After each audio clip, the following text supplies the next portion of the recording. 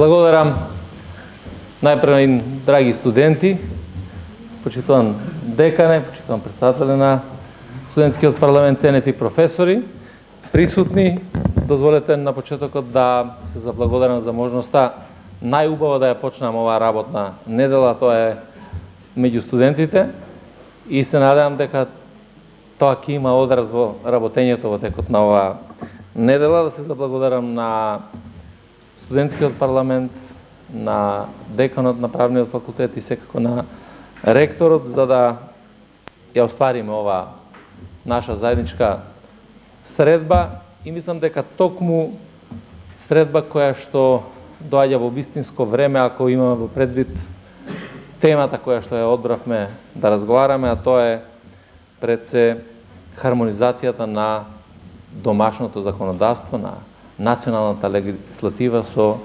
легислативата на Европската Унија. Ова е нешто за кое што се почесто ќе мораме да разговараме, заради тоа што ова е процес долгорочен кој што сите ние го посакувавме и не треба да оставиме впечаток дека тоа треба да биде нешто имагинарно. Туку напротив, преговорите на Европската Унија треба да бидат нешто што ќе не доближи нас, односно нашите институции, до европските вредности. Не треба да биде нешто што ние ќе го замислуваме дека едноставно правиме, туку тие вредности, начин на размислување, таквите принципи да бидат дел од размислувањето и начинот на живот на луѓето овде во Република Северна Македонија. И мислам дека секој од нас посакува и треба да знае дека кога зборуваме за реформи, не може да зборуваме само за легислативни реформи. Иако можеби најчесто до сега не само граѓаните, туку најпрвен институциите, оние кои што ги предводат, па и учествуваат во нивната работа, сметаат дека реформа ќе направите доколку направите добра измена на одреден закон, на подзаконски акти, така натаму, а во суштина на крајот имаме лоша реализација. И затоа јас често посакувам да говорам за реформа на умот или на размислувањето, отколку на легислативната реформа. Доколку не успееме да направиме сериозна реформа на умот, тогаш многу тешко ќе дојдеме до препознавање на тие вредности кои што се многу значени за нас. Секако дека едно од главните задачи за МВР, па и за државата,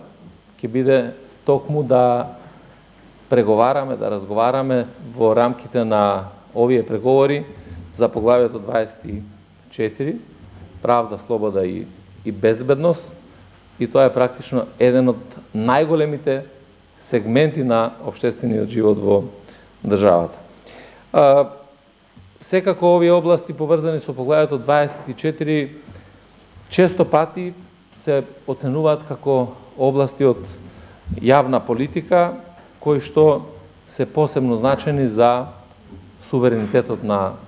една земја, и секако дека нивната цел е да се обезбеди слободно движење на луѓето, на граѓаните,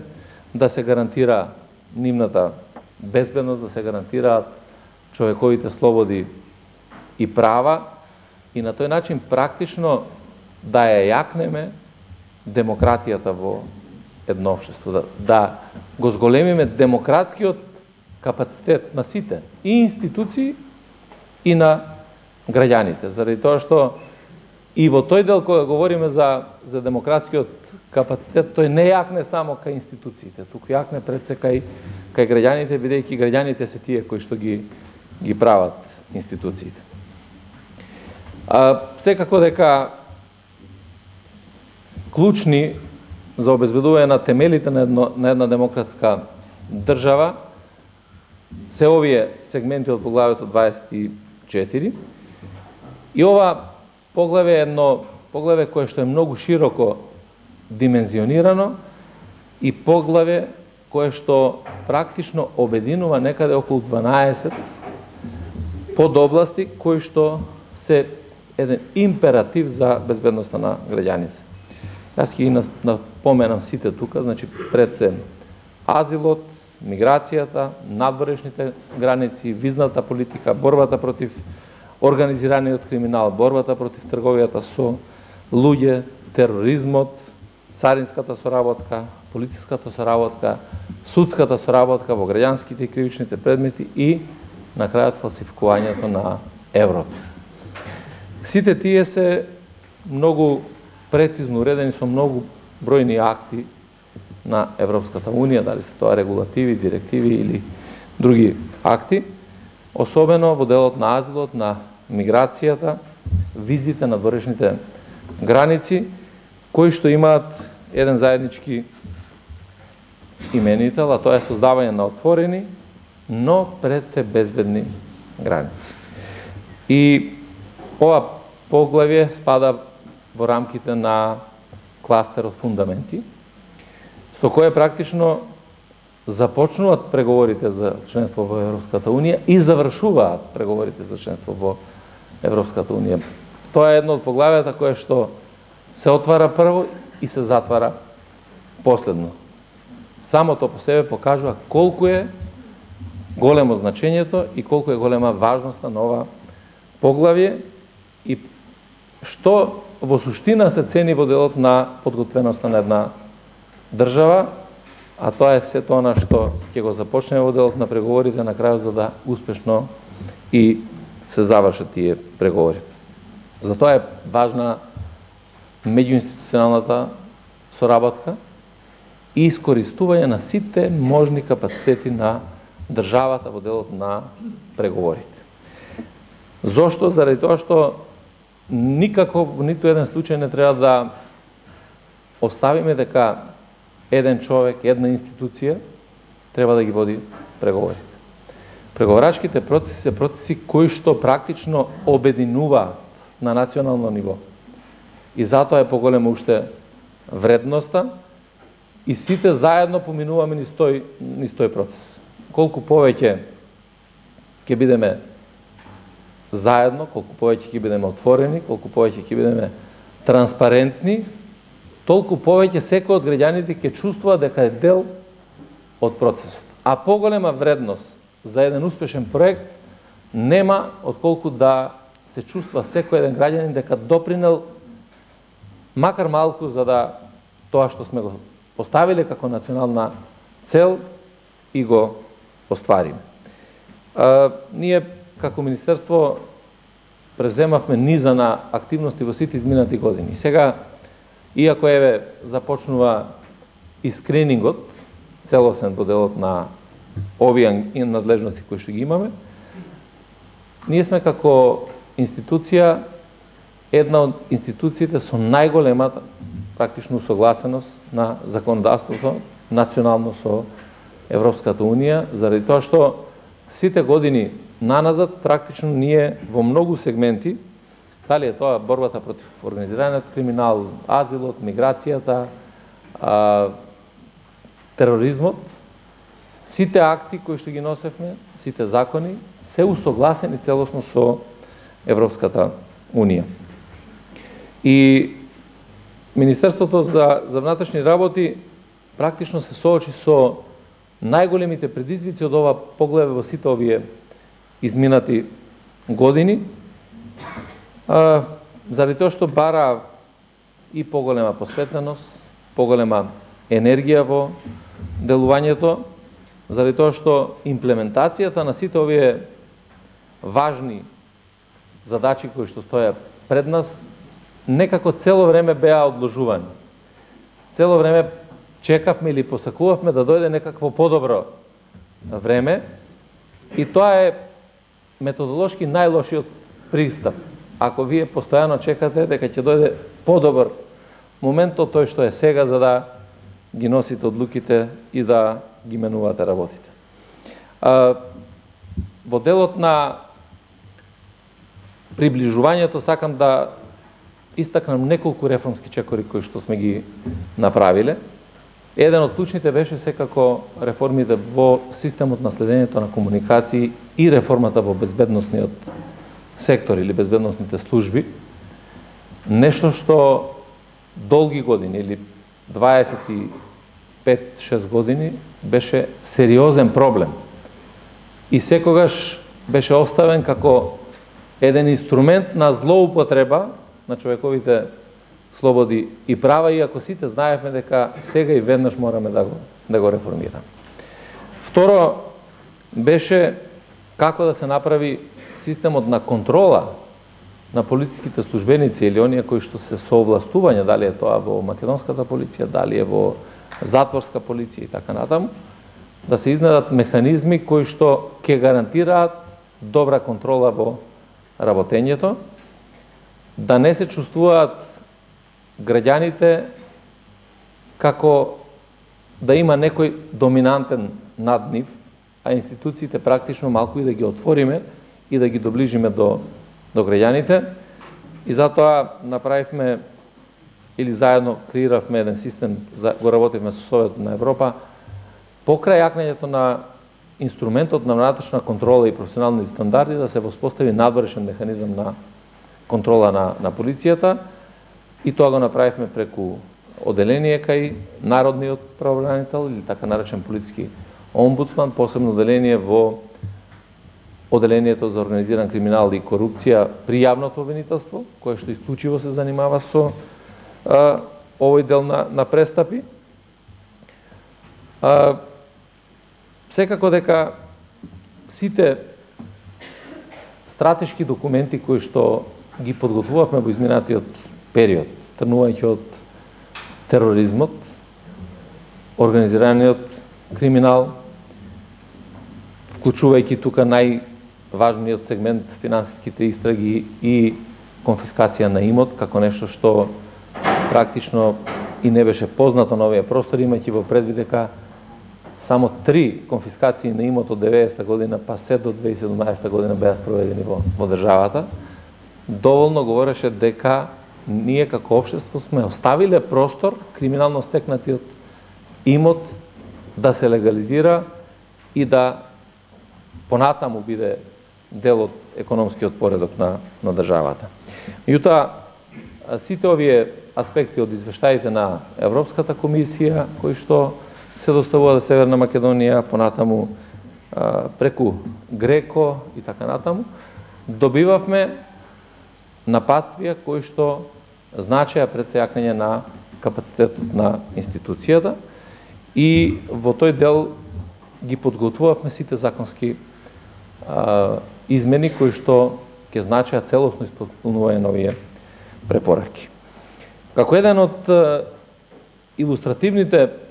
примери за тоа како течеше усогласувањето, ќе го напоменам Законот за меѓународна и привременна заштита, кој што го донесовме како нов закон, закон кој што целосно се усогласи со законодавството на Европската Унија и сега во моментот тече измената на Законот за гранична контрола и граничен надзор, исто така кој што практично е целосно усогласен со Европската Унија и ќе имаме можност да ги споделуваме информациите и податоци кои што се однесуваат на патниците, а тоа од голема важност за одржувањето на безбедноста.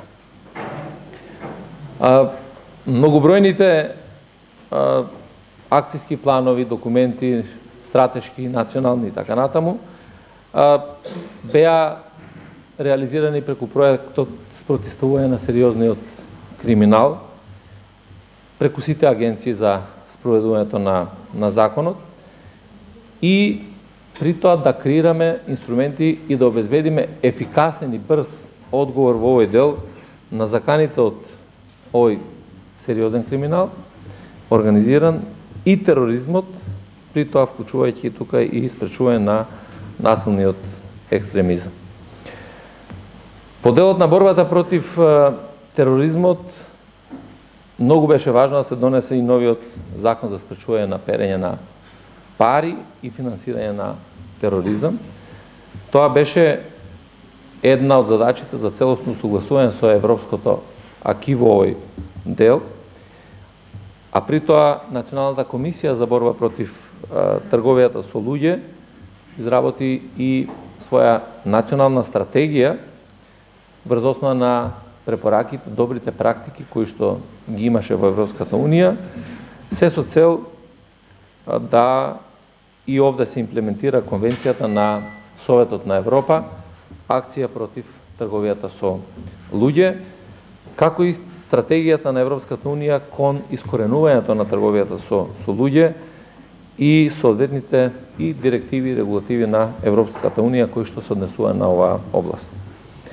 Ова е една обемна, многу детализирана материја што целиот нареден период ќе биде дел од нашите засилени активности кои што ги имаме и тесна соработка со Европската Унија, со институциите на Европската Унија. При тоа мораме да го користиме и искуството кое што го поминаа државите на патот кон остварувањето на таа цел членство во Европската Унија, не заради друго, да не ги повторуваме грешките, заради тоа што најдобро е да ги согледаме овие активности при спроведувањето на преговорите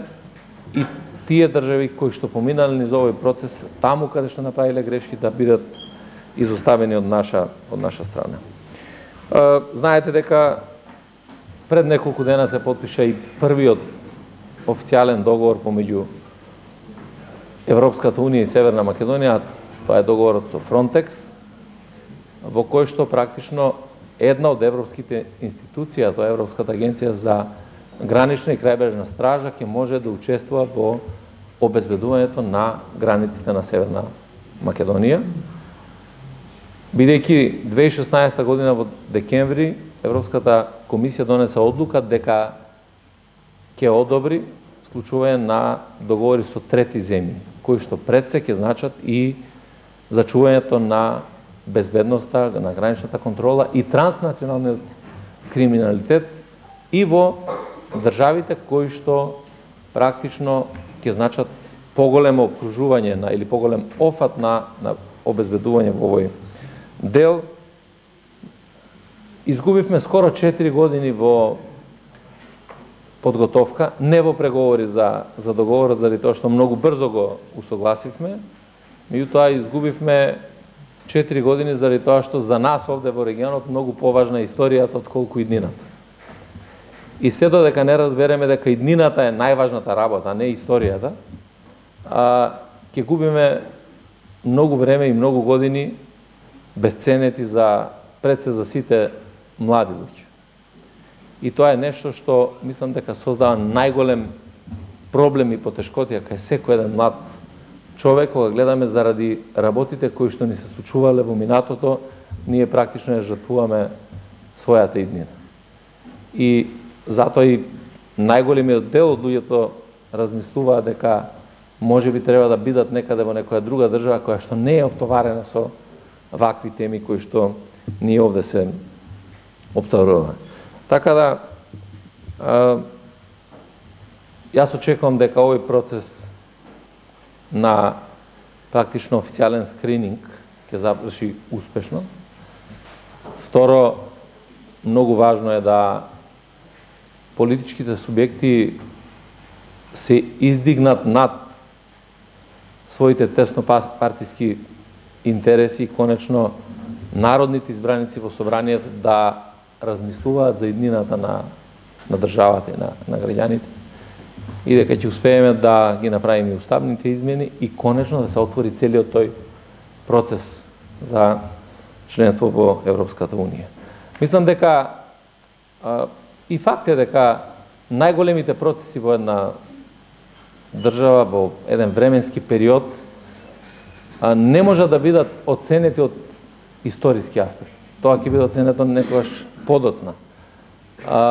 Ниту пак ќе бидат разбрани во одреден момент кога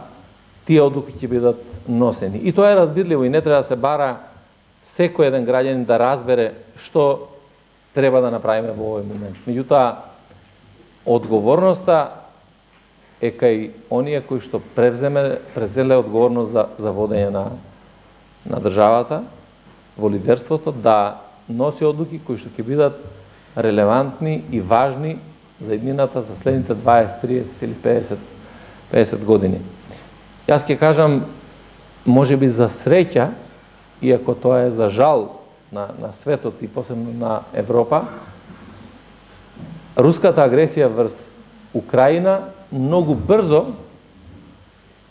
расветли што значи членството во НАТО за Република Северна Македонија. Ние, кога тие одлуки се носеа во 2018 година и кога станавме практично и официјални членови на НАТО алијансата 2020 година, многу малку луѓе размислуваа што значи и кои се придобивките од членството во НАТО, меѓутоа тоа што сега ни се случува, мислам дека многу повеќе ни дава до знаење дека е вредно да се борите секогаш за тие национални интереси стратешки кои што ги имаме. Јас сум свесен дека таа политичка волја која што постои мора со уште поголема посветеност да биде реализирана се цел да оствариме оваа втора наша стратешка национална цел, тоа е членството во Европската Унија. Нема да должам повеќе, ќе оставам простор да можеме и вака интерактивно да разговараме сите заедно. И благодарам на вниманието во овој дел.